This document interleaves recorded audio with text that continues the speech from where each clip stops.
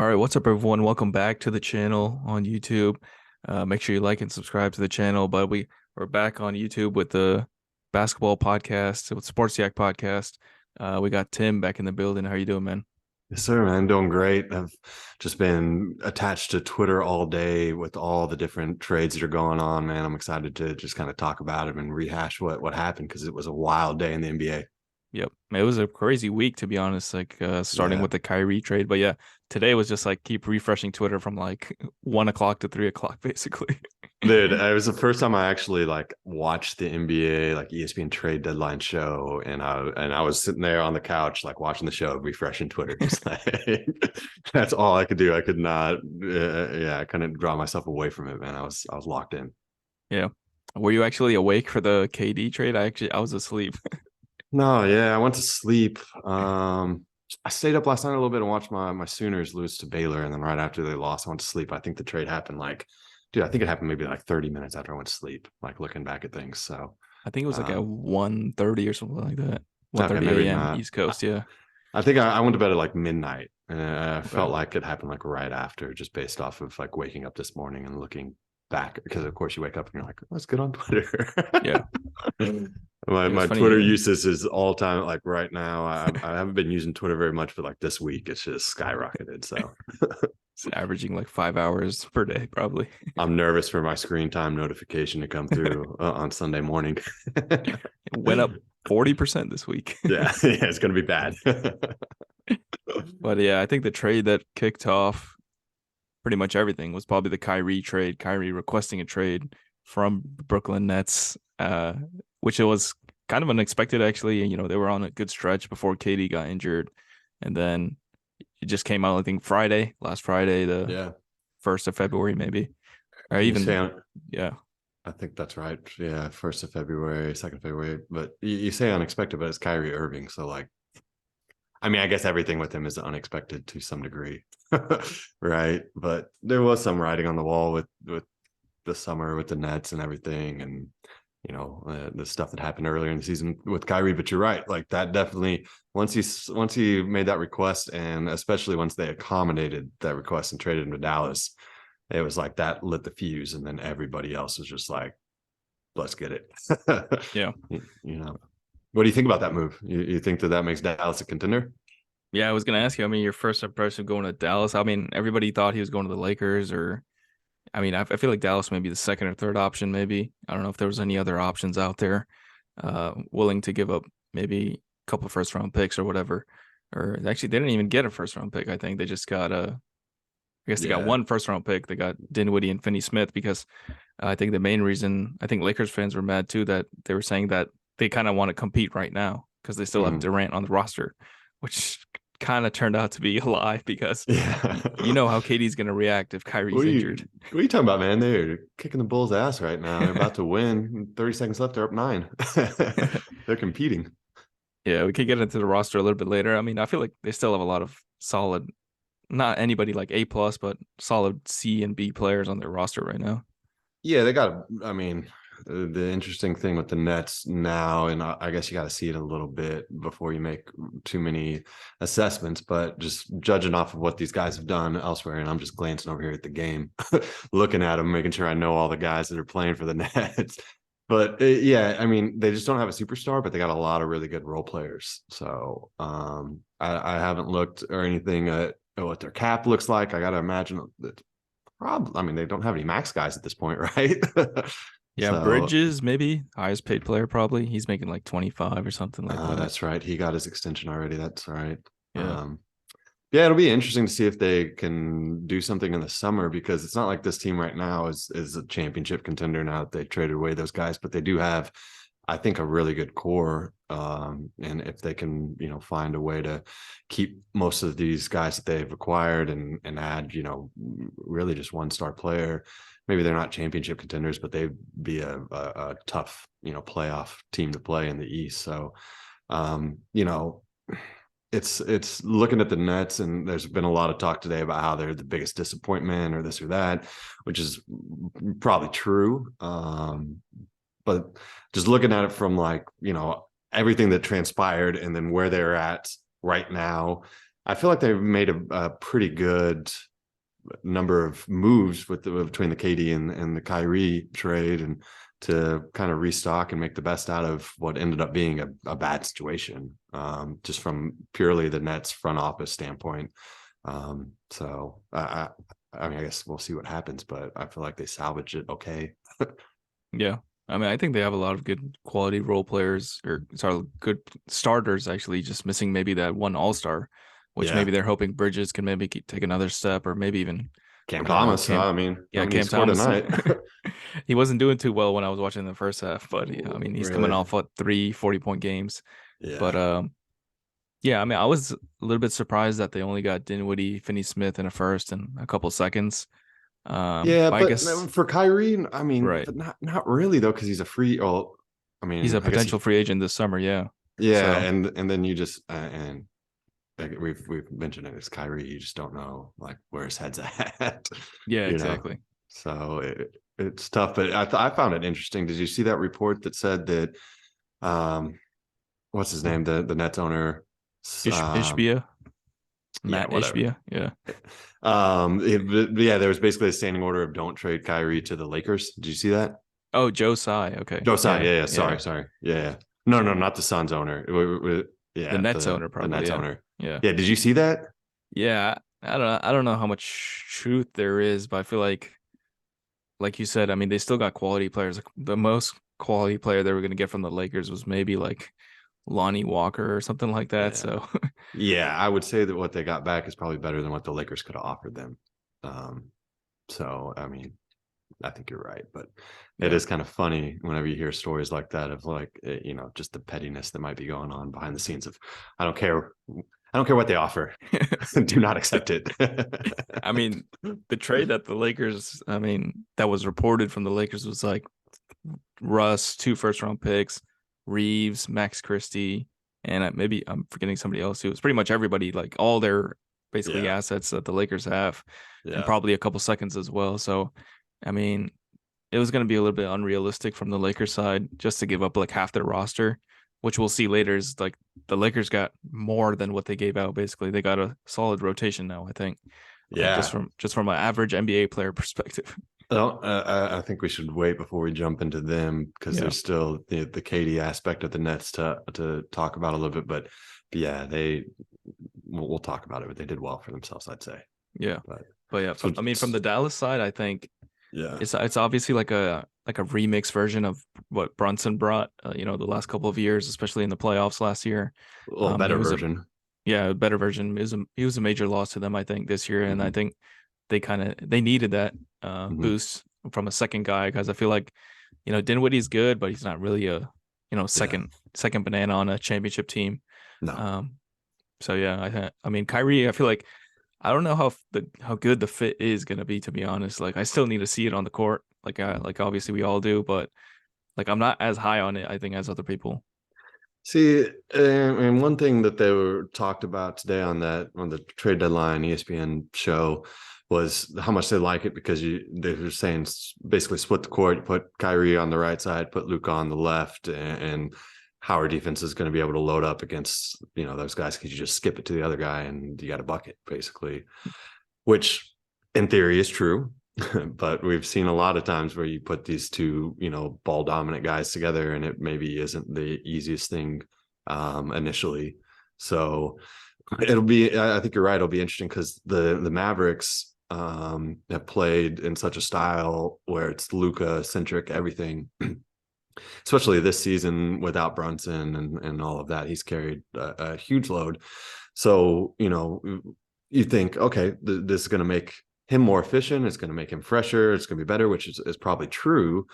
But you also just don't know. It could mess up his rhythm completely because he's used to having the ball in his hands for 40 minutes or, however, 35 minutes a game. And now it's going to be 25 minutes or whatever it ends up being. So, and then to compound that, you only have half a season to kind of get it right. And if it doesn't go well, then Kyrie walks. And I mean, maybe Kyrie rocks anyways, but I think it's a risk that as for Dallas that's worth taking, just because what else are they going to do? I mean, you got to do something with Luka. They clearly were struggling, and And I think Luka even, I don't follow the Mavs that closely, but I think he even said something about like, I would like them to make some moves, give me some help, something to that effect. So I think they definitely did that, and making Luka happy is key. You can't, take that out of the equation. But yeah, it'll be interesting to see where it goes, because I mean, it could be really, really good. You get a bunch of shooters and guys that play some defense around them, and you let those guys just go to work. Or it could be like every other Kyrie team that doesn't involve LeBron, a total disaster. Yeah, a lot of high variance with the post LeBron Kyrie teams. Yeah, But yeah, I yeah, mean, to your point, like I don't think I've ever seen like Luca set a pick and roll to the basket or something like that. It's yeah. like, And like that was the thing with, like, for instance, like Westbrook. I mean, yeah, he never did that, because that was something he never did. And then late in his career, they're like, "Hey, you need to play off ball more," and he just doesn't know how. So yeah, yeah, I mean, it would be killer to see Luca set a pick and pop or roll or whatever with Kyrie, but that ain't happening, man. yeah. Luca's not setting a screen. You're 100% right. I don't think he's ever set a screen, at least not a on ball screen. Yeah, and theoretically, like Kyrie and KD was a perfect fit, but like obviously it didn't Mhm. work out with just the two of them. They got swept last season. Like people kind of forget that they were completely like healthy last season going in the playoffs and they got swept. I mean, obviously True, they had Ben Simmons on the bench, but still, like you still have, two of those high quality offensive players. I know Luca's maybe a step above in terms of playmaking, I guess maybe, but not shot making. but not shot making. Yeah, I it's mean, I kind of mean, Katie's even like, out. when Katie's right, dude, he's like was still probably the best shot maker in the league.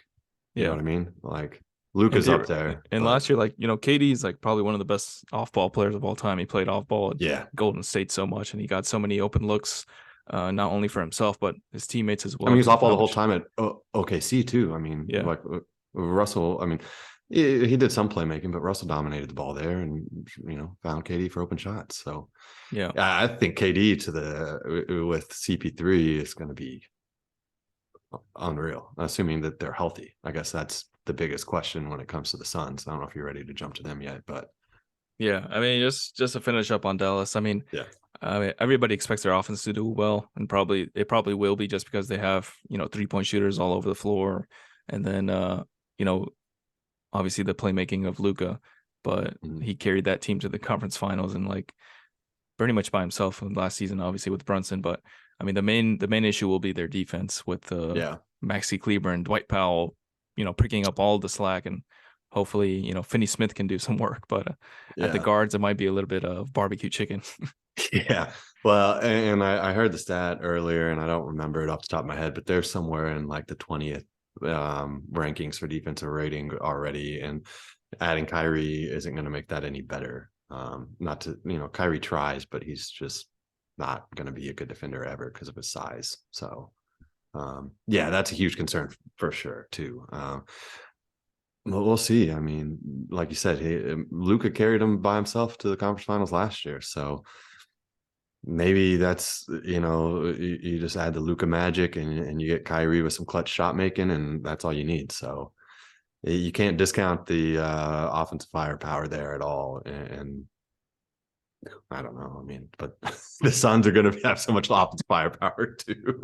Yeah, it's like one team made a trade and thought maybe they're in that upper tier of the Western Conference, along with Denver, obviously, but now Suns made that trade for Durant, and then now you're just expecting, everybody's expecting fireworks from the Suns. Now it's just like Booker, KD, eight, and they kept Ayton as well. And if KD can just basically replicate what Bridges does, and he does it probably like 3 times better, then there's it's like it's hard Yeah, what's not the to drop see how off? good they are. Yeah, I mean, it's for me looking at them. Oh man, did the Magic upset the Nuggets tonight? Anyway, Yeah, sorry. man. Jamal I'm, Murray wasn't playing, but yeah, the Magic played well tonight. I was yeah, watching that game. Yeah. I caught the highlights of the corner of my eye. I should turn that off because that is distracting.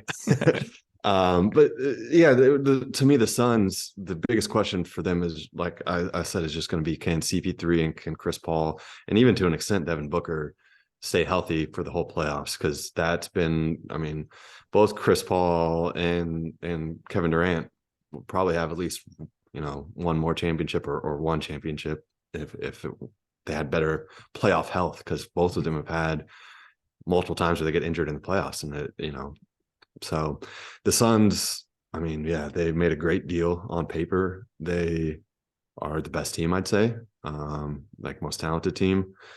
But there's still, you can't just say they're going to win the championship because I mean that's what everyone was saying about the Nets when they got Kyrie and KD and then Harden and Yeah. yeah, they didn't win anything. So it's not going to be given to them, but I like them as the favorite. So to come out of the West at least, you know. Yeah, I mean, just adding like KD's like shot making, even saw in the playoffs because at the end of the day, Chris Paul and Booker are a little bit undersized, like at their position. True, But true. now you can throw it into KD and say, play make for us basically, or just get a bucket sometimes. Sometimes CP3 had to do a little bit too much in ISO and Hmm. just using, just spamming like the pick and roll between him and Aiton a little bit too much. But now you can run like Chris Paul KD pick and rolls and just throw a True. whole new Yeah. I mean, dynamic. there's some good wrinkles that they can throw in there 100% too. And then one thing that they were talking about also, credit to Richard Jefferson on this one, was just how now they can spam that pick and roll with Aiton and CP3 because you can sit and this corner KD and on this side Booker, and no one's going to come off of those guys because they're so scared to leave them. And so now you're going to have no one helping on your pick and roll with Chris Paul, one of the best pick and roll guys of all time, and Aiton, who's just an above average center, I guess is put it modestly for him. So that's dangerous, man. But And KD, but I mean, KD like you gets said, hurt or he's Chris probably one of the Paul, best off ball players as well. yeah, exactly. KD's such a great player to add because he doesn't need the ball in his hands to score. Like, I mean, well, he does. That's a stupid thing to say. He clearly needs the ball in his hand to score, but I mean, the ball hits his hand, he shoots it, and it's in. He doesn't need to put dribbles down. I mean, he can do all those things. We all know what he can do, but it was one of those things. I watched so many Kevin Durant games whenever he was with the Thunder, and it was one of those things. He would always get 25 points, and you look at the scoreboard or box score and see his stat line 25 points, and you're like, how, man? Like, he didn't really even do anything, because it was always Russell that was, making the noise good or bad. He made the standout plays, and KD's just out there, casually getting 25, 30 points like it's nothing. Yeah, So, and now you have yeah, two of those guys with Booker, yeah, so he makes yeah, it look easy sometimes too when he gets hot from mid range. And I mean, obviously, I think a lot of their shots are going to be mid range. That's might be the only downside for this offense. But I feel true. like you just run a little bit more, spread offense. Maybe even play KD at the 5 sometimes against like a Yeah. little bit smaller opponent. Well, Yeah, they just traded for my guy, not my guy, but Thunder guy, Darius Baisley too. And to your point, and not that Baisley is gonna like be some huge difference maker for them or anything like that, but to your point that you just said, he is a fantastic small ball 5, very athletic, can do some things dribbling, and not a great shooter. You don't really want him to do too much playmaking when it comes to Baisley, but he plays really hard. His defense is good. He's a decent rim protector for his size, and you can slot him in next to KD as that 4-5, and KD's the 4-5 kind of in that small ball lineup. And I feel like that could give you some really good minutes with Aiton on the bench. Because do they even have a backup center? I don't even know. It it's doesn't like matter. Jock Landale. He's kind of in and out of the lineup Yeah. sometimes. Yeah, Okay. So yeah, I think Baisley was maybe low key a clutch addition for him too, just because versatile defender, can switch, he can guard smaller guys still. He's got the athleticism. So that was a nice kind of under the radar pickup for the Suns as well. Obviously, KD being the main prize here, but yeah, they could play some fun small ball lineups, kind of space you out. They can play fast if they want to, although Chris Paul teams typically don't. And maybe if they're going to play that mid that's range why they put game, campaign. yeah, yeah, true. But if they're going to play that mid-range game that you suggested, maybe playing the slower pace is better for them, just because you limit your opponent's possessions as well. So, um, you know, eh, we'll see. I mean, they're going to be good, assuming health. They'll have no problems putting the ball in the basket, and they should still be good defensively. I mean, I don't think they have really any true like turnstile defenders on the Yeah. team. So, Maybe only Chris Paul, maybe at this point of his career, but even then, he's like a fire hydrant. Yeah, he's Still, scrappy. Yeah, he's strong too, for sure. So, yeah, they did well for themselves. New ownership, splurged, and if you're a Suns fan, you got to be excited. yeah, absolutely. And they got T.J. Warren from the Nets, and The Damian return of Lee's TJ been Warren. That's what's where he up? started. He Yeah, started with the Suns. Yeah. yeah. And they were bad, and he was good. And I had him on my fantasy team, getting me 20 points a game. But yeah, sorry, what were you saying? I cut you off. I apologize. But yeah, I mean, I was just saying Damian Lee's has been a good Hmm. spot up guy from the corners as well. And then they might get your boy Reggie Jackson. I saw that he's interested in the Suns if he gets bought out. He's got to get bought out. I'd assume. I think he That'd went be to interesting. Charlotte, right? So yeah, Yeah, I'm assuming Charlotte. that's a buyout. Yeah, I don't see any way that he plays for Charlotte unless, I mean, I don't know. Probably not. But yeah, I mean, I don't like Reggie Jackson at all, but that's interesting. But yeah, I mean, the only thing is their depth. But like, if you have those four guys healthy with Paul, Booker, Durant, and Ayton, it's Well, gonna be hard to stop. and you're 100% right. And then the other thing is with that depth, they're definitely going to be, if not Reggie Jackson, somebody else. I don't know what their roster spots look like exactly, but they're going to be some attractive. They're going to be one of the more attractive spots for the buyout market candidates because they have those four guys and are going to be a favorite for a championship. And if you're a buyout guy, you're just chasing a ring, right? Or opportunity. But but yeah. Carmelo. Yeah, that's Carmelo music for sure. They got CP3 and make the call. But But what'd you think of the haul? I mean, we kind of talked about it with Brooklyn, but did you expect I don't know, what is it, like four picks, first round picks, maybe even five with the swaps, yeah, Bridges and Johnson. do they have my only question, and I just don't know this, and I don't know if you know this or not, but do they have any like what all of their picks did they trade for the Harden deal? Oh, the Nets? Yeah, because Yeah, they they don't have their traded a picks for lot. a Like while, right? Houston has a lot of their picks of the next 4 or 5 years. Yeah. So They kind of got to some of those back. yeah, like to me, that's kind of the thing. It's like, yeah, they recoup some of the picks, but those picks maybe aren't going to be as good as their own picks. So that's Yeah. kind of not ideal. And you don't control the biggest thing. And, like having been a Thunder fan and us tanking the past 2 years, the biggest thing is you can control your own pick to some degree, right? Yeah. You can't control how good, these other teams are. And sometimes that's to your benefit, but, so far for the Thunder, it has not been to our benefit with a lot of these picks. So I don't necessarily love just getting first round picks back, which is funny to say as a Thunder fan who, that's we started the trend. But I think that they, like we said, I think that they did get a lot of really good players. And to me, that's key when you're going through a rebuild because obviously bottoming out and getting that top pick is critical, especially when it's a Victor, LeBron, one of these guys that could potentially carry you by himself. But it's also key to Wiseman. yeah. that was unnecessary. But it's also key to me when you're rebuilding is not to let it completely bottom out and not to get into the whole rebuilding talk.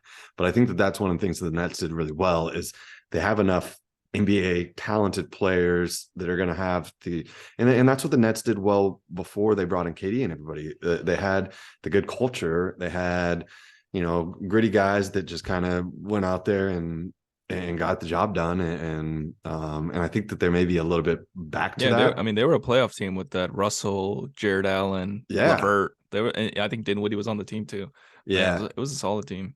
exactly. So I think they're kind of back to that, which I think is a good spot to be, especially when you're a major market like Brooklyn, because they will be attractive to free agents again, even though the Katie and Kyrie thing didn't go well. Somebody will want to go to Brooklyn, and if they can keep a decent talent pool and just bring in that max slot guy, then they're right back in the talks of being a finals contender. So I like their moves overall. They were backed into a corner, and I think they did pretty well for themselves. Yeah, given that they had like about a week to negotiate. Yeah. So yeah, they did all right. I think and yeah, even if you want to move like Bridges or Finney Smith, they're a little bit, maybe ahead of your timeline if you want to say like Sure. 25, 26. You can always get, I mean, there was rumors of like Bridges going for 3 first round picks. I don't know how Yeah. true that is, but Yeah. like yeah, you can always flip these guys because I feel like they're all mostly positive assets, except for Agreed. maybe Ben Simmons. Yeah. Oh, I forgot that is their max contract that they have on the books. Ooh. Yeah, that's an elephant in the room. But hey man, man, LeBron's got a bling and a ring on over here. He's giving a speech right now. I'm assuming this is about his record. Oh, and he's not playing tonight, so who Yeah, I think knows? they're gonna have some pregame ceremony, even though he's not playing tonight. That's what they're doing right now. He's got the microphone. He's in a full suit, no tie though. But yeah, he's talking to the crowd, and I'm not listening. But yeah, but let's talk about the Lakers though. That's your team, man. How excited are you? Yeah, I mean, they definitely did all right, considering that people were saying, you're gonna have to send at least 2 firsts with Westbrook just to get off his contract. But I feel like some of these second round picks might be more valuable than first round picks. They were flying all over the place today. But I mean, they did well getting Beasley, Vanderbilt, and Russell. A little bit of reunion right there. Mm-hmm. Uh, I think all those pieces fit well with LeBron and AD. Mm-hmm. Um, who else did they get? Mo Bamba. I'm Mm-hmm. not too high of the Mo Bamba pick, given that I live in Orlando. I've seen him play a lot. He's not very good. I think like NBA fans don't really know, probably don't watch the Magic. They Uh, just see the crazy highlights here or yeah, there, and they're like, oh yeah, yeah. I mean he shoots like 38% from three, which is a positive. If he gets open looks. Um, but yeah, I mean obviously that's a backup big, but I yeah, I mean mean, yeah. it's definitely an upgrade on what they had, and like we said before, it's like you have like 7, 8 rotational NBA players. Now you're not like depending on too much on Pat Beverly and Dennis Schroeder too much, because like Dennis Schroeder was like their number basically 2 ball guy behind LeBron in terms of playmaking. Yeah. Yeah. I mean, Pat Bev is at the end of his career. Russell's at the end of his career. Schroeder was out of the league for half a season. I mean, he's not that old, but that has to say a little bit of something there. So, yeah, I think that they did great. I don't know how they managed to flip those pieces into what they got in return. I mean, I get a little bit of the motivation of Utah and a little bit of the motivation of the Timberwolves, but all in all, when you look at, I actually don't understand from Utah that much. Like they're just maybe trying to two of tank. those guys for 1 pick, but maybe I guess they just wanted to get rid of them. Well, that comes back to the whole you control your own pick, and Utah has their picks. So how do you make your pick go up in value? You just dump guys that are decent NBA players and replace them with below replacement level guys. So I think Utah, you know, and I don't follow them that closely. I kind of low key hate the Jazz, but I think that with their rebuild that everyone, I mean, in the wins pod, we talked about this. They went first, didn't they? Like everyone was expecting them to Yeah, I think just, so. yeah. And the expectation was that they're going to bottom out and they're going to be bad, which they are going to do. I don't think there's any doubt about that. But I think they kind of took the Thunder approach where that first year, the Thunder rebuild, they made the playoffs. That was the Right. CP3 year. And it feels like I don't think the Jazz are going to make the playoffs this year. I think that they're going to kind of fall off at the end of the regular season, maybe shut down a couple guys. We'll see. I don't know, but fully embrace the tank would be my prediction there. Yeah, Which is Markkinen might be resting a little bit after the All-Star break. yeah, exactly, exactly. Which is the right move, man. I'm not in any way throwing shade at them for that. That's what they should be doing, trying to get the best pick they can with their own pick. But yeah, to me, it was about clearing Conley's because he had another year on his contract, right? Yeah. So it was about clearing Conley off the books, and then I think more importantly, just honestly, bottoming out, and so yeah, if they don't see those guys as long-term pieces of the core, get rid of them for nothing. Yeah, I think even I mean, obviously D'Lo's not in Utah, but he's coming up as a free agent this year as well. So I guess Minnesota didn't want to pay him either. Um, Yeah, yeah. That but was yeah, all. I mean, I wish DJ could talk about the Timberwolves because I don't watch them enough. But to me, that they always had the fit issues this whole year, and D'Lo was always kind of the odd man out. And there was all even before they added Gobert last year, there was maybe some awkwardness with Ant and him and Cat. I don't know, man. There's just weird vibes with the Timberwolves, so I don't think they're ever going to be good. Sorry, DJ. I think they're a little confused on like what the ceiling of their roster is and how to mesh the young guys with the old guys, which was, you Yeah, know, obviously their fault. They kind of put themselves in that situation. But but yeah, I mean, to be back to the Lakers, I just think yeah. D'Angelo is he's a good shooter. He can play off ball with LeBron. He can set up with AD. He can play the 2-man game with AD. Mhm. Um, they got a shooter with Beasley, so it's obviously an improvement from what they had, and I think they But should. I don't know if they'll be able to make top six, but they should make the play-in for sure. yeah, I think that they're going to be a least in the plan, but I don't know about top six. That's going to be tough. I mean, I guess it's close, but and there's still a good amount to Yeah, go. it's like But 3.5 or 4 games or something like that. Yeah, yeah, I think they're four. I think they're fourth, and the Thunder 3.5 right in front of them. I think that's right. So 13 through 6 is it's close. yeah. But the Jazz are right in front too, right there. And like we were just saying, I expect them to bottom out in the second half of the season here. Um, and even the Thunder might try to bottom out. I mean, we did trade Muscala away, who has been giving us really good minutes at the center. So Dude, that'll what was help. up with him on Tuesday? Like he was balling. Dude, Everybody on the Thunder was balling on Tuesday. he's good. I mean, he's like can't defend a soul, but like he can make an open shot, and teams leave him open, and he's been doing that all season. He can only play about 20 minutes because his ankles are shot. I'm pretty sure it's an ankle thing. So you can't play him more than 20 minutes a game, like because there's Thunder fans that have wanted him to play like 30 minutes because he plays well every time he gets in, but they just can't do it. But yeah, that was a big pickup, under the radar pickup for the Celtics, not to get away from the Lakers here. But yeah, to your point about Lakers getting up in the playoffs, I mean, they came away with,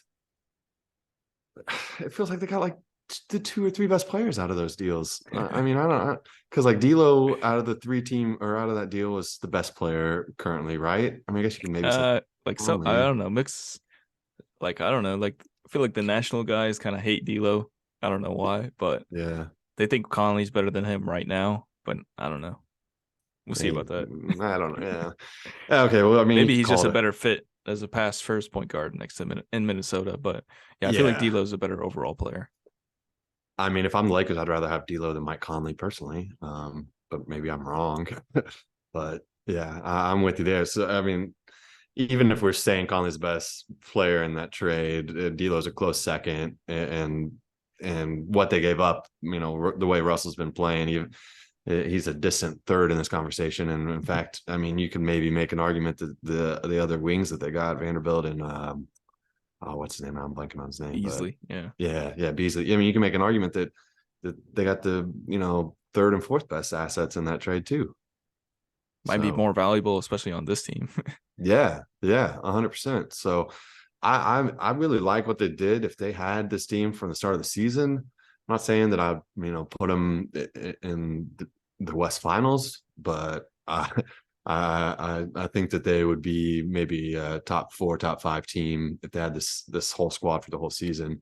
Um, I mean, and for them again, it also comes back to health because I mean LeBron's sitting out. He's got the ankle foot, whatever. AD obviously has missed some time and is always missing time and is maybe just bad. I don't know. What total, not related to trades, but what did you think about the whole AD sitting on the bench while LeBron hit the shot?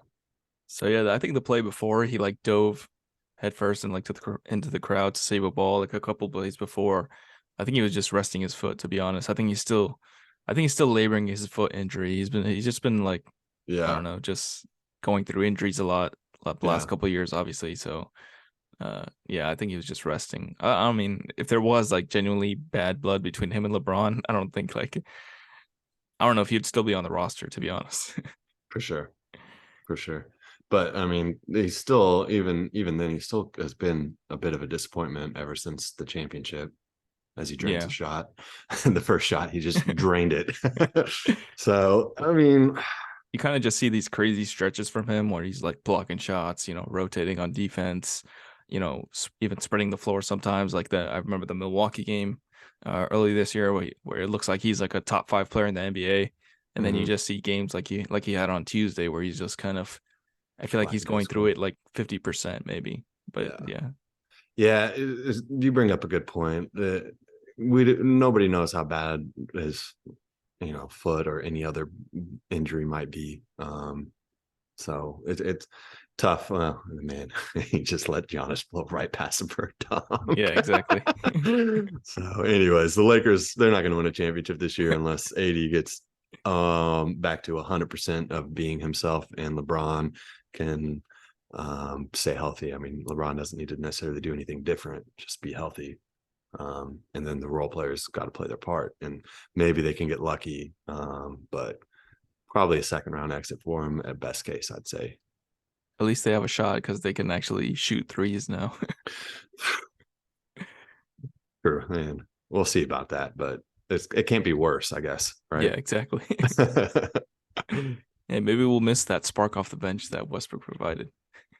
You never know, man. You never know. He's going to Clippers. It's happening. Think so? I saw like maybe 10 minutes before he started the pod. I saw a tweet that said that I think it was Shams, or I don't know who it was. Doesn't matter. It said that it is expected that he's going to be bought out, and that there is mutual interest in the Clippers and him. Heat as a dark horse. I saw Um, Bulls earlier today too. I don't know if that's I I saw don't that think too, that's a good but fit. I don't like that, man. Watching that Bulls game against the Nets just before this game, they're a mess, man. Yeah, They one have of the the one of weirdest the only teams rosters. that did not make a move. Yeah, yeah, yeah, All yeah. of their guys, I feel like, just make like they just want to take a mid-range shot. Except for Levine, he just wants to take any shot. Yeah. But no, I don't know what the Bulls are doing.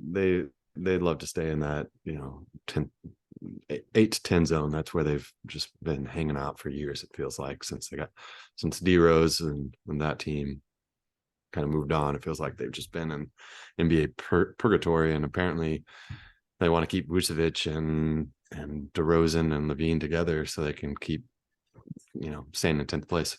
Keep winning like 35 to 40 games. Yeah, I mean, interesting. the funny thing was they actually looked really good with Lonzo last season, but Oh I no. think they were like a top 3 seed at one point, like Yeah, halfway through the well, season. Yeah. there was a point where DeRozan was getting MVP hype because Yeah. if you remember down the stretch, he was like Mr. Clutch. Yeah. And Lonzo and Caruso were like putting clamps on people, so their defense was pretty good. And then DeRozan would just make buckets in stretch time. They'd win. They were balling, and then Lonzo. I mean, from the sounds of things, he might be done, man. His knee sounds Yeah. I pretty mean, shot. it's like crazy that he still doesn't know whether he can run fully or not. Yeah, so that's wild. But I mean, and I guess the reason we're talking about the Bulls is because you said something about Russell Westbrook. Oh my God, that was a crazy dunk. You said something about Russell Westbrook going to the Bulls, and that would reunite him with Billy Donovan, which would be fun. But yeah, he's going to the Clippers, and they're gonna suck. I don't think it was funny. So The let's talk Clippers are about gonna suck. Is that what you yeah, said? yes, Why? not because of Russell, for the record. I mean, he might not. He might. Maybe they will suck because of him, but they're going to suck regardless. I just don't have faith in that team, man. That's a funny team to me. Like they traded away, and I guess if they get Russell Westbrook, they got a point guard back. But they traded away all their point guards today. They got Bones Highland for a couple firsts. I mean, a couple seconds. I mean, that's fine, but they needed more wing defense, and like More got 3-point shooting. more 3-point shooting. Like what? So I don't know, man. I mean, I guess they're I actually like the Plumlee signing for them. Not a bad backup big for yeah, Zubats. that's true. That was a good move. And Reggie Jackson, I mean, shipping him off, that might actually be a positive because he's dreadful defensively. Not that Russell Westbrook's that much better, but oh damn. Giannis just went down hard because Dennis Schroeder kind of like undercut him. That was Yeah. awkward. But what do you think about Conley? I mean, obviously DJ's not here, but Conley to Minnesota. I don't think it matters. I mean, I mean, I think that it's a fine move for him, and I think he, like you said, that he's a better fit maybe than D'Lo was, and also, and this is important. I think it's just the veteran presence. And I know D'Lo's been around for a while, but I mean Conley's proven winner. You know, I mean he won at Ohio State, he won at Memphis the whole time he was there. I mean, he was winning at Utah.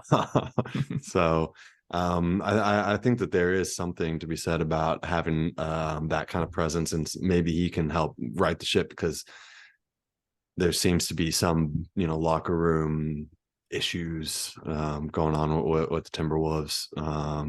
So I kind of like it from that angle, but I mean, once they brought in Gobert, to me that was like signing off on we don't want to win a championship, like we just want to win regular season games, which that's not even really working for him. So I don't know. I don't think it Yeah, I feel matters. like they just put a cap on their season. Like you had Ant and Cat and D'Lo, who were all like, probably 25 and under. I know Ant's like 21. He was just a drafted a Yeah, couple years ago. So it's like, do we want to build with this core and just like keep improving slowly? Because I feel like then when you traded all your first, maybe they could have been in the Durant race this year. Who knows? Like true. if they still had all their first round picks and all those assets that they gave to Utah, basically.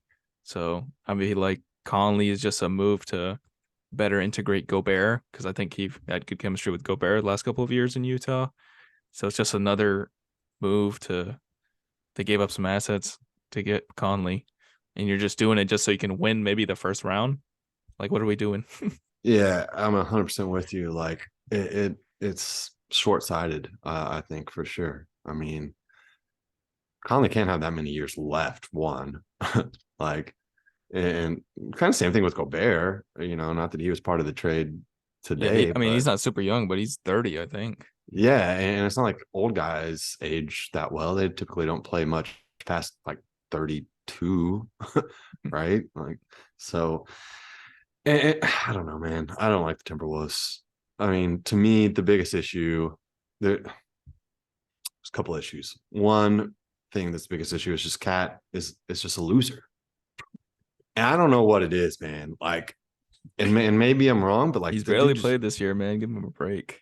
that's fine. But I'm just talking about his career. Like he has not been a winning player, even though he's good. Like I'm not trying to take away from his skills or this or that.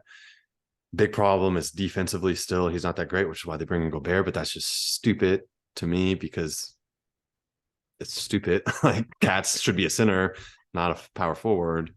So that's dumb. And Gobert has his own flaws.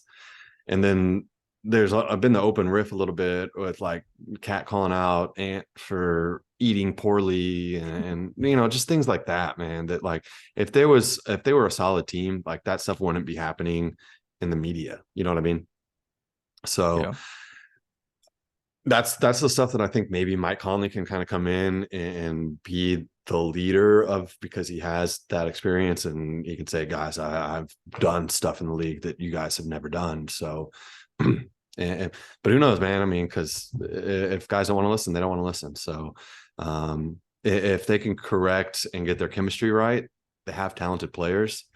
I just think that there's a chemistry issue and then there's enough of a fit issue on top of that chemistry issue that they're just kind of doomed. So I don't think it matters.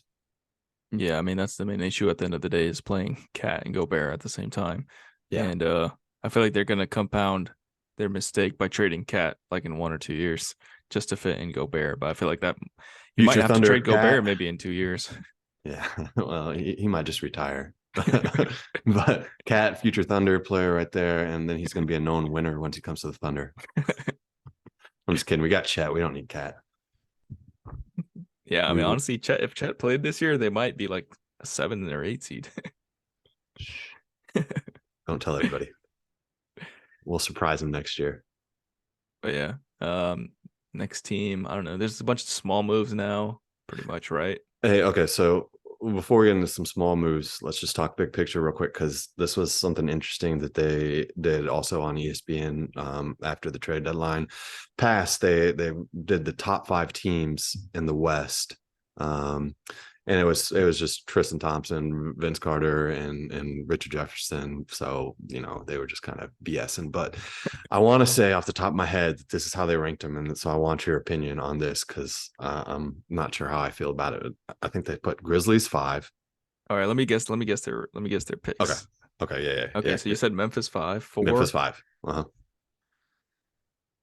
4. I would say they say Golden State. I believe Golden State was 4. Okay, Yes. They third. might have been 3, Okay, but top yeah. three. Top three is probably Dallas. So Dallas was either 3 or 4, and then Golden State was the other one. Okay, and then Mhm. Denver. Denver was 1. Okay, and then Phoenix. Yeah, Phoenix 2. Okay, so they So still had Denver 1. they still had Denver 1, Phoenix 2, and then I think they went Warriors 3 just because they were like defending champs. Steph Curry's going to come back. They liked some of the moves that they made, whatever. Um, and then Dallas 4. Yeah, that's right. And Grizzlies 5. And the reason that they had Grizzlies at 5 was just lack of experience. The interesting thing is no Clippers on that board at all. Yeah, No Lakers, but I mean, Clippers are a little bit more of a surprise than Lakers, I'd say. yeah. But I mean, it's kind of hard to fault that list, to be honest. true. I mean, are the Nuggets number 1 though?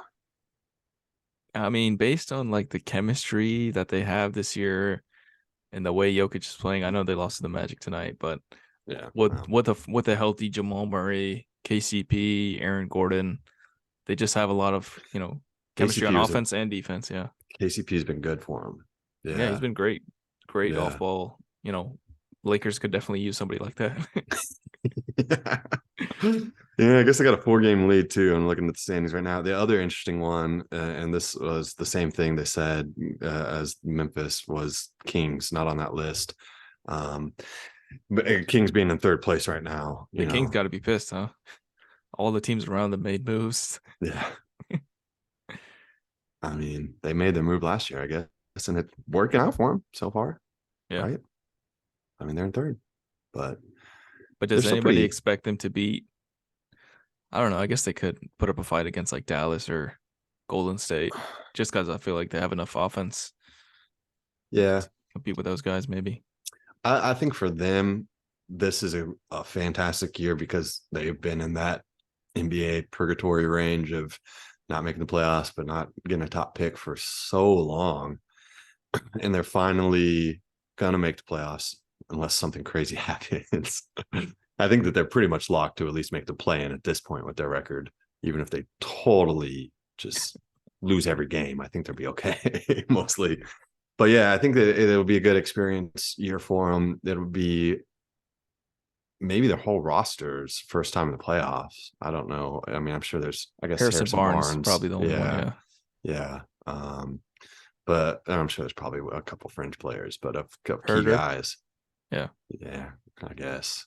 I mean, not a ton of playoff experience, but I think it'll be really good for them to get their feet wet. They're still a pretty young team, and I don't think that they're ever going to be a championship team. But if they can at least bring back some life to Kings basketball, there was that time where the early 2000s where the Kings had the best home court advantage, and no one wanted to play there because everyone had the cowbells and all that crazy stuff. So it'd be fun if they could get back to that a little bit for sure. So and it looks like they're on that path finally. So, Yeah.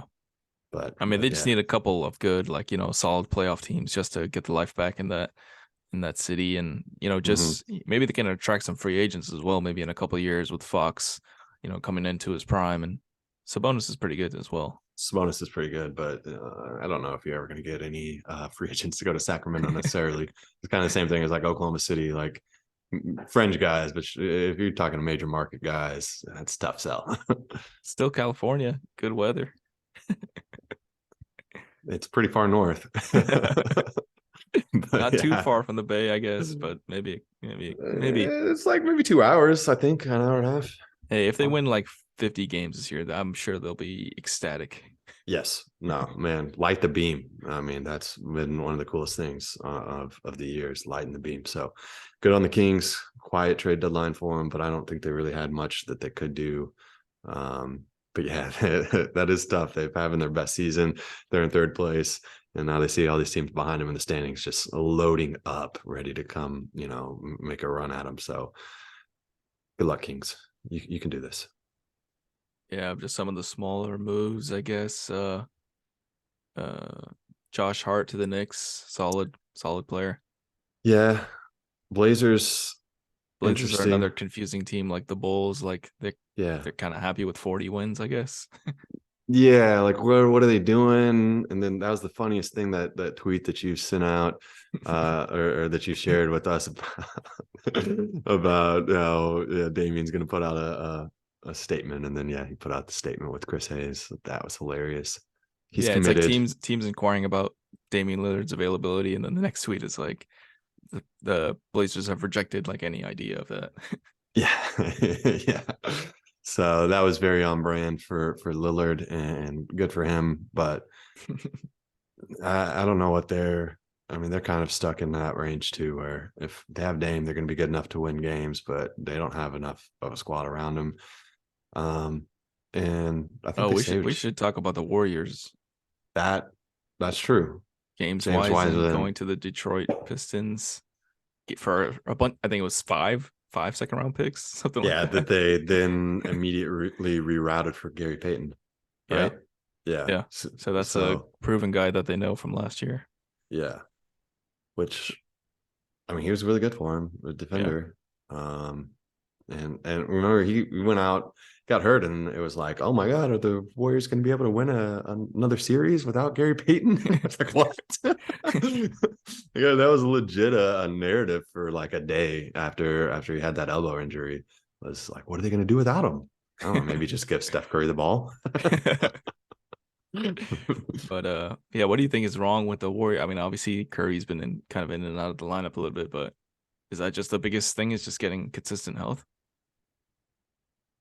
Yeah, I mean, or do you kind of think their window is kind of closed? they're old.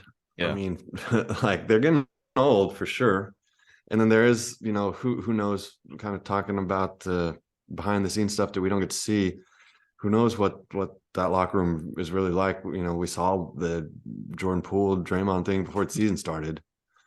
And not to say that I don't think that they have any major like locker room problems by any means, because obviously they still are, a good team winning games, and they have plenty of, leaders and culture setters there. But at the same time, whenever you've had a team, and the core group of Draymond, Curry, and Clay that have been together and for so long, you know, they can maybe get comfortable, or they do things the certain way, and then Poole comes and rubs the wrong way, and then you maybe do have, personality issues in the locker room. So I don't know if that's their issue, if that's causing them to lose games or anything. I think obviously Steph Curry been in and out has hurt them, but if they can stay healthy, they don't care what seed they are going into it. It doesn't matter. So, and they're going to make the playoffs. So have your health, um, and they got as good a shot as anyone to win the championship. I think it's hilarious that James Wiseman was the number 2 pick and got traded already. yeah. But No, nobody's gonna count them out until they're actually out, in a playoff series. And yeah, I mean, it's just unfortunate for Wiseman. I think he was probably picked too high, given that he didn't show much in college. But he didn't even get a chance to. He's like the biggest mystery to me, because this dude's barely played basketball. Like, because he came into Memphis and he had the whole recruiting whatever scandal. He played what, like 5 games for them, maybe a little bit more, but it wasn't very many, yeah, right? And then he somehow still gets drafted number 2. Was he hurt his rookie year? Was that right? Was that why he didn't play? Or I mean, he's been injured, and then yeah. and then and then obviously he's I just think he maybe not actually that played good. his rookie year, but that was when like all the Warriors were injured. Oh, I think you're right. That was whenever they were just bad, maybe. Anyways, it doesn't matter. I just, I don't know, man. Yeah, because the next year then they got Moody and Kaminga, they've That's been right. all right. They probably could have done better with those picks as well. Kaminga's been better than Moody. Moody doesn't even really play for him right now. Um, but maybe he figures it out. I mean, I liked him at Arkansas, but that Wiseman pick was bad, though. I mean, like, So they could have picked anybody other than whoever went number one that year. Who was number one? I think it was Anthony Edwards. That sounds right. But I Yeah. think the next pick was LaMelo Ball. LaMelo, which would have been fine. I mean, Yeah. I think the fourth pick was Patrick Williams, which probably would have been great. Like, I mean, dude, just come play defense. That's all we need you to do. Run up and down the court, play some defense. Just play the Andrew Wiggins role. Yeah, exactly. So, I mean, it's hilarious to me that like, because I still have petty grudges against the Warriors from back whenever the Thunder, should have beat them and won the championship. But I'll never forget. I don't know if it's their GM or their owner, one of the two, many years ago, saying that they were light years ahead of everybody in the NBA. And yeah, you're so light years ahead that you draft James Wiseman number two. Like, shut up, man. You got lucky with Steph Curry. Like, you're not light years ahead. And But I got lucky with Draymond too, like one of the, mid second round picks, I think, right? true, true, true. And I mean, Clay, but everyone knew Clay could shoot. I mean, you're not light years ahead if you pick like a slow center as the number two pick in the 2020 NBA draft. Well, he wasn't slow, man. That was the thing people liked on him, was he was super athletic. He just doesn't know how to play basketball. Like, Yeah, that's the thing. Like he doesn't play defense. Like he doesn't. I don't think he knows how to. yeah, and probably just because, I mean, realistically, his whole life and until he got to college, he was the biggest, baddest person on the court everywhere that he played. I mean, he was the top recruit coming out of high school, or top five at least. I think he was number one, and physically dominant, player. So he could rely on that to, I'm sure, block guys that were 6 inches, 8 inches shorter than him in AAU tournaments. He's blocking everybody. He's dunking on everybody. But now you're playing against guys that are your size and that are, spent their whole life figuring out how not to get blocked or this or that. And yeah, it's not that easy. Yeah, I Turns don't think the Warriors are interested in giving him like 15 to 20 post ups a game or something like that. No, I mean, it was a bad situation for him to go to too, because he just didn't. I mean, normally as number two pick, you have time to kind of figure stuff out and they play through you a little bit. And it was never, that was never going to be the situation. And then on top of that, like, he just didn't have the college experience to get minutes in against college level guys. To me, that's his development has probably just been super stunted because of various things that happen off the court or injuries or whatever. And then he just doesn't think the game very fast. And in Golden State, and especially in that offense, where if you're not moving or not, if the ball is sticking to your hands or whatever it is, I mean, it messes up their whole flow. So like, he was a ball stopper, just ruined their offense essentially, and then not good enough defensively to make up for it. So I hope he can. I hope he can do well. I don't have anything against the kid, and I want him to have a good NBA career, but I don't have high hopes for him. Yeah, like Looney probably plays the role, he's a similar player to him, but just plays the role like way better. Yeah, 100%, 100%. I mean, he understands how to be an NBA role player, which, I mean, that takes time, that takes effort. It's not like Looney, came in his And first I'm year. sure Looney was a late pick, like end of first or early second, Exactly. and he's coming in with the mantra that I'm supposed to be the guy, I guess. But maybe that changes in Detroit. Yeah, it's funny, Detroit, man. They're just loading up on Memphis centers that never played college ball. Hey, Duran was solid. Yeah, no, he played too, but that's just funny to me. But Yeah, I don't think they would mind adding another top five pick in Detroit. no, especially in this year's draft. But I mean, I think we talked about this a little bit in the chat today too. I mean, no one for Detroit, not that they were ever going to be good this year, but no one from Detroit thought Cade was going to miss so much time. So it's kind of another wasted year. I guess it's good from Ivy is going to get has gotten a ton of run already. And so it's good from that angle of development. And they're still a really young team.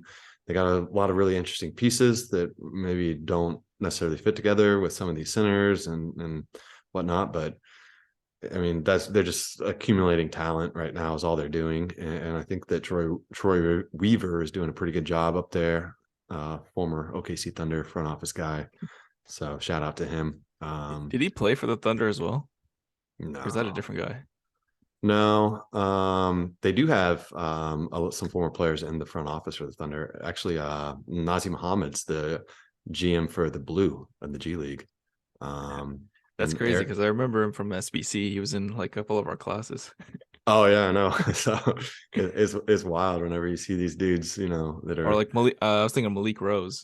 That was yeah, one of the yeah, guys yeah. as well. Yeah. Well, but yeah, I think Malik Rose is working for the NBA league office now, is last I heard. But anyways, yeah.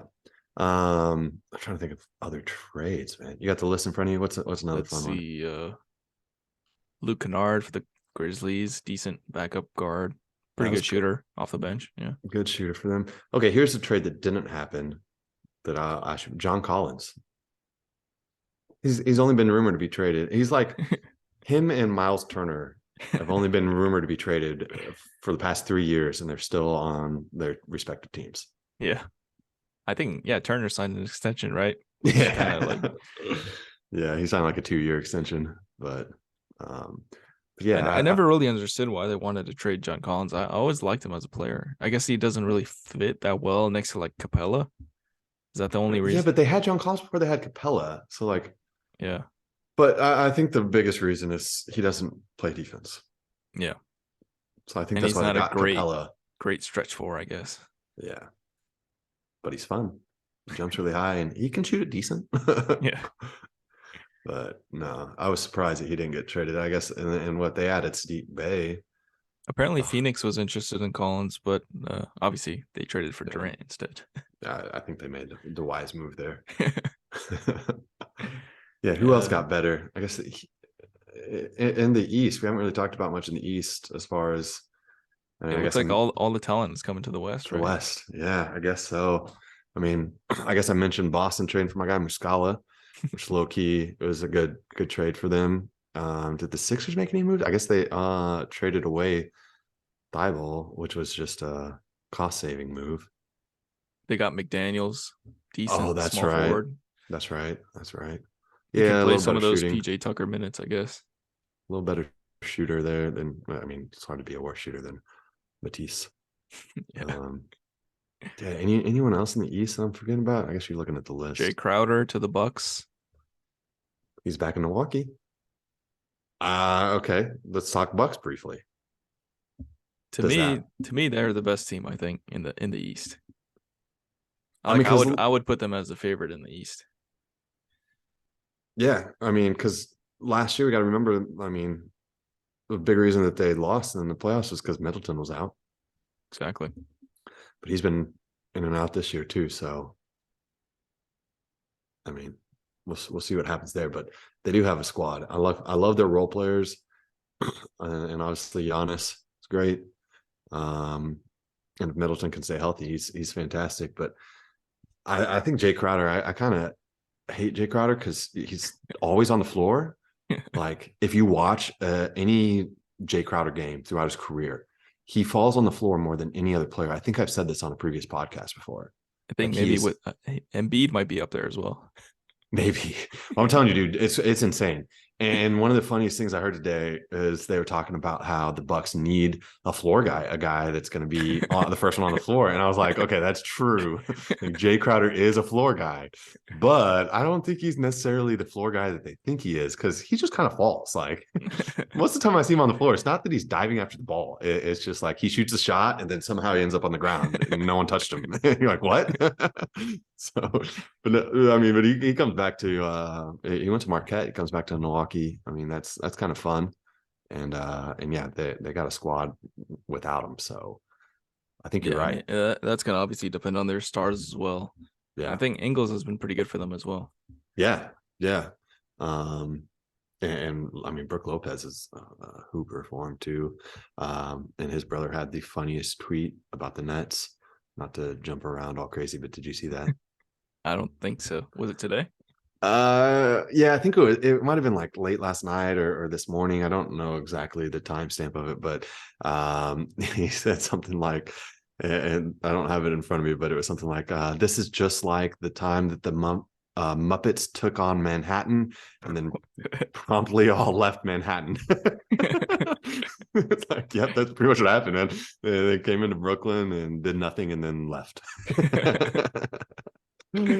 But no, man. But yeah, I think the Bucks, going back to talking about actual playoff contenders, championship contenders, I think you're right. The Bucks, given health, assuming health for everybody, I think that they're the favorites in the East, and then Boston a close second, and Yeah, then I think the top four Philly. in the East probably got more clear as well, with the obviously Brooklyn being out, but Yeah, Boston, Milwaukee, Philly, and I guess the Cavs pretty much the only contenders to come out of the East, I think. yeah. They said, speaking of the Cavs, they said that there was two teams that didn't make a trade today or before the trade deadline, and Cavs are one of them. So I guess they made their big move for Donovan Mitchell, and I mean they've been pretty solid, and we haven't really even seen them at full strength. Like they've been dealing with injuries as well. So um, they're still young though. I don't see them as legit finals contenders, but top four, I'll give you that. They're probably happy to see Kyrie and KD leave because they might have faced them in a first round matchup. Oh So yeah, 4 or 5. Very true. Very true. Yeah, that Celtics though. That's my pick. Sticking with them. Celtics sticking with the reigning Eastern champions. But My yeah, I think we can wrap it up there, right?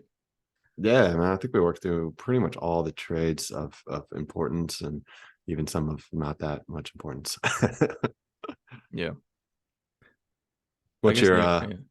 what's your finals prediction now that we've seen trade deadline come and go? I guess we still got buyout market, but right now, as teams stand, having not really seen any of these teams play, who you got? Not seeing any Finals of them him. play. Yeah, that's the key thing, right? Yeah, yeah. We don't know what it's going to look like. So give me your best guess. I mean, my money's probably on Phoenix. And from the East, I would say maybe we'll get a 21-21 rematch with the Suns and the Bucks.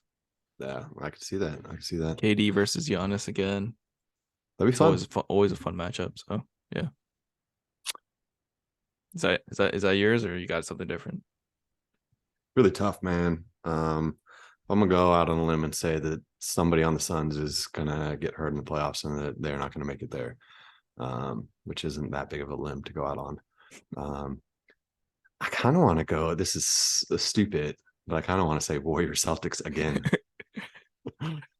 But because I just don't see the Nuggets getting there. To me, they're kind of a regular season team a little bit. And that's the thing. Like every team is gonna like abuse Jokic on the defensive end because all of these teams can hit like pull up shots basically. And if you have Yeah, them in a drop coverage, like they don't go mind puck. taking that mid range shot. Yeah, exactly. Like I mean, if Phoenix plays the Nuggets in a yeah, they're gonna mid range them to death. You're 100% right. So yeah, I'll go right now, kind of sight unseen, pretty boring, but I'll take Celtics and Warriors, two teams that didn't make too many trades today, made fringe moves. Hey, I mean, you can't go wrong with the finals from last year, and you got to bet against Curry at your own peril, I guess. I mean, after what we saw in the last finals. That's exactly what I'm thinking, man. Is I can't pick against Curry, and I know he's been hurt, but I just feel like if there's a team that's going to come and get their health going in the playoffs, that the Warriors are going to be the team to do that, because I feel like that's the veteran presence of like, I mean, at this point I'm 34, and I'll tell you what, my body is not the same as when I was 24. Like, and granted I'm not a professional athlete, but I will say that I can tell whenever I have certain aches and pains, and I know what to do to kind of like remedy them or whatever, yoga, those type of things. And I'm sure that these guys being professional athletes and doing all that stuff, that they're even more in tune with that kind of stuff, and that they're smart enough about it where like at age 24, I would maybe say, I'm healthy now, let's go back and let's get it. And at age 34, I maybe say, I need another week. You know what I mean? So I think that they're going to take their time with getting their bodies right, getting their health right. And obviously something else could happen on the court. Another injury could happen. You never know. But until you see them lose, it's hard to pick against Curry in the playoffs because we talked about this before. The playoffs are a different animal, and they're tough to beat in the playoffs with the way that their team is constructed. So I like them, and it's kind of the same thing with the Celtics. Man, they have the playoff construction for their roster, and so do the Bucks. But I just think that the Celtics, man, I think we're going to get a rematch. But a lot could happen, though. I think the playoffs this year are going to be really exciting from round one. Because I think that there's just a lot of teams right now that are good. Yeah, So that's fun. that's the simplest way to put it. A lot of teams are good, and in the West especially. And yeah, the West is back, man. They had like what, one down year, and now they're back. I guess last thing before we go, are the Thunder going to make the play in? No, bro. We're going tank. We traded away Muscala and Baisley, and we're going for a tank to end the year. And next year we're gonna probably be the 6th seed. Succeed. No plan. We're never gonna be on that plan, bro. We're skipping right over that step. We're going right into the 6th seed. But they're fun, man. I mean, you saw it. I think it's the Lakers team. Like they got some young guys that can really play. And Honestly, all they need is like a real center, I guess, yeah, with Chet obviously coming yeah. back. Well, and it's crazy because Jalen Williams, the center from Arkansas, he's playing really well. Dude, that dude is shooting 50% from three over the past like month. It's incredible. It's incredible. I don't even think he Um, was known as a shooter coming out of the draft that much. Like he was just a more no, of an athletic big man. yeah, he was just kind of like an energy guy. Not, yeah, 100% right. Decent like playmaker for his size, but yeah. But the funniest thing about him, this is my favorite thing about him. He spent some time in the G League, as most Thunder players do, and he came back up from the G League and made a three. And every time he makes a three, or I think every time he yells, "Bang!" like really loud, just bang, like you can see him do it. Like he'll throw up the threes, bang, and they asked him after he did it a couple times. They're like, "Why do you do that? Where'd you get that He from?" likes the Mike Breen calls. Yeah, well, I guess that, and this is the funniest thing about the story is I guess there was a player on the Thunder G League team that whenever he was down there for the week or whatever it was, there was a guy that every time that he'd make a three, even in practice, he would yell boom. And so he was like, but the best part of the story is they asked him who it was, and he didn't even know. He was like, I think maybe his name was, I don't remember what name he gave, but yeah, he didn't even know who he picked it up from because it was just a random guy that he played like one G League game with. He liked that he yelled boom, and so now he does that. And honestly, it gets me hyped whenever this guy that's not supposed to be shooting threes nails a three and yells boom really loud, like in someone's face. Sometimes the mic picks it up. Oh, it's great. It's great. So, but yeah, and we get Chet. We got other Jalen Williams, who's actually really good from Santa Clara, For sure. He's and then probably obviously, a first team rookie, probably. yeah. Oh, he's gonna be first team rookie. I think he's Yeah. been really good, surprisingly good. And so yeah, And dude. Shea's like a top 20 player now, I guess. Maybe top Mm-hmm. 15. He might make all of NBA Mm-hmm. if he like plays the whole season. Don't do that. Shut him Don't down. do that. His foot has to be hurting him at this point, bro. He's got that plantar fasciitis. I mean, he's getting in the paint like to the rim every single time. So probably Yeah, gets to the rim like 30 times a game. dude. It's honestly, it's so funny too. Just because the Thunder previously were so not like this team where it was like Russell Westbrook, Katie, they're dominating the ball, no one else shoots, whatever.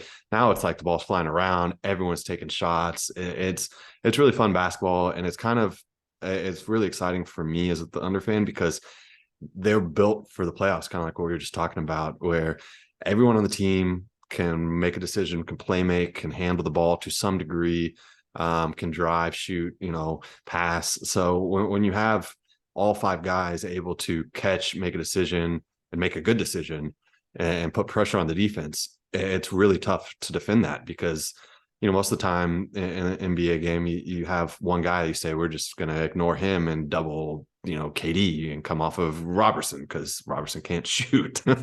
Like that's pretty common for most teams that, you ignore this guy. But the Thunder are putting together a roster where you can't really do that because everyone can hurt you. And so it'll be fun, assuming that Chet can come back healthy and do what everyone expects him to do. Because the Thunder have been playing this whole season with no center essentially, and playing really well. And so add in a defensive minded center like Chet who can defend the rim, and even switch and be that kind of defender. Plus his offensive potential.